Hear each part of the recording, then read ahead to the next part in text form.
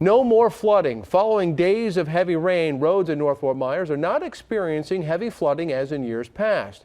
We cover stories of dirt roads underwater and people in that area frustrated. The problem areas were focused around Knoll Grade Road until Lee County leaders stepped in to fix the problem. That's where we find NBC2's Kelly Creswell live. Kelly? Len, yeah, despite all the rains we've had in the last couple of days, the roads here in North Fort Myers, they're pretty dry. And here's the reason why. Take a look. There's a new water retention system here off of Knoll Grade Road, and it helps the water flow, keeping the water in the creeks and not on the streets. Every year, residents in North Fort Myers are used to seeing roads looking like this. It's this way every single year. Yeah. People talk about it, blah, blah, blah. Nothing ever gets done. Causing them to have reactions like that. The sheet flow streaming down from Charlotte County combined with heavy rains stir a recipe for flooding. Lee County declared a state of emergency for the area last year because the roads became impassable for emergency crews. The short-term answer was dumping about 80 truckloads of gravel at $400 a truckload on the roads. But now there appears to be a long-term solution. And we've had some flash flooding type events of just heavy rain events, but it's moving out very quickly.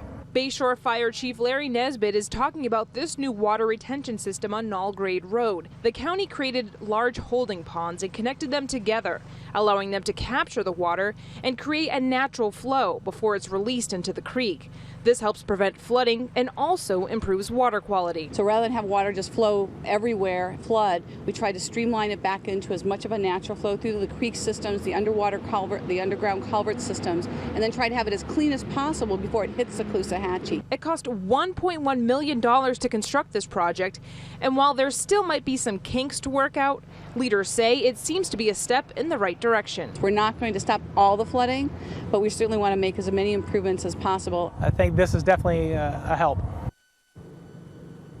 Now, over these last couple of days when we did experience some heavy rains, what the county did do was drain the basin and lower the gates to allow more water to flow through. And what's interesting is that there are cameras here to monitor the water levels here, and they can actually control what's being done here while they are just sitting at their desk inside the office.